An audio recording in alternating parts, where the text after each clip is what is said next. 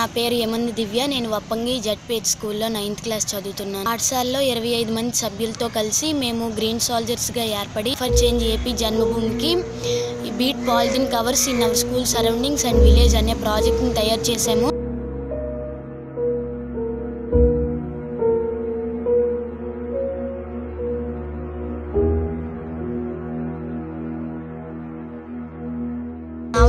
అవసరం తీరిపోయి పడేయడం వలన ఇవి కాలువల్లో పడి అక్కడ నీరు ప్రవహించకుండా ఉండిపోయి అక్కడ అనేక రకమైన వ్యాధులు వస్తున్నాయి. అలా జలాలు అడుగంటిపోవడానికి కూడా ఇవే కారణమని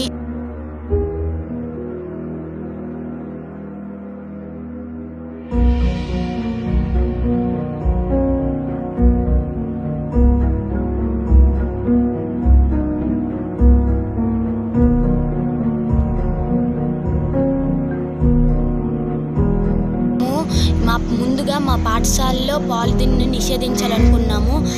భాగంగా మా పాఠశాలలో మధ్యాహ్న భోజన పథకానికి కొంతమంది పాలిథిన్ కవర్లతో భోజనాన్ని తెచ్చుకోవడం చూసి ఆ అలవాట్లను మార్చి తెచ్చుకోలేని వాళ్ళకి మేమే గొడ్డ సంచులను ఇచ్చాము. తెచ్చుకుంటే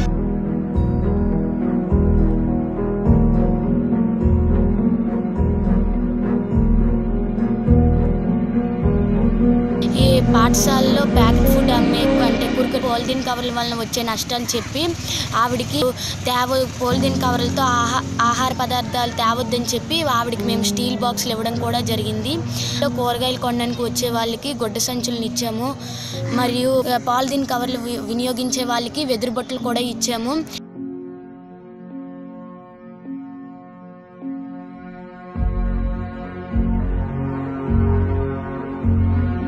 కవర్ల వలన వచ్చే నష్టాలను ప్రతి ఇంటికి ప్రతి షాప్కి వెళ్ళి అలాగే దీనికోసం మేము ర్యాలీలు చేసాము. చీపుర్లు పట్టుకొని ఊరు మొత్తం ఊడ్చాము.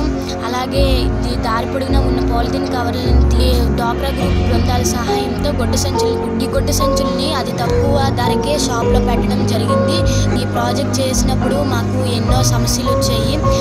కొంతమంది కుక్క పిల్లల్లాగా ఏంటి ఇలాగా రోడ్డు మీద తిరుగుకొని మీరు ఇలా చేస్తున్నారు అని అడగడం కూడా జరిగింది. ఇంకొంతమంది మా ఇంటి ముందు కూడా చెత్త ఉంది ఎత్తియండి, మీకు ఇంకేం పని లేదా అని అడగడం కూడా జరిగింది. వాటిని ఏంటి పట్టించుకోకుండా దీని కవర్లను నిషేధించాలని పంచాయతీ ఆఫీసు, ఆరోగ్య కేంద్రం, బడి, పాఠశాల అక్కడ పనిచేసే వాళ్ళతో సహకారం తీసుకొని ఆ ప్రదేశాల్లో పాలిథిన్ చేయడానికి మాకు మా గ్రామ పెద్దల సహాయం కూడా చేతండ్రులు కూడా సహాయం చేశారు. వప్పంగి గ్రామంలో ఒక్క పాఠశాలే పాలిథిన్ ఫ్రీ పాఠశాల కాకుండా పాలిథిన్ ఫ్రీ వప్పంగి కూడా తయారు చేసి ఉత్తమ గ్రామంగా తీర్చిదిద్దాలన్నదే మా లక్ష్యం.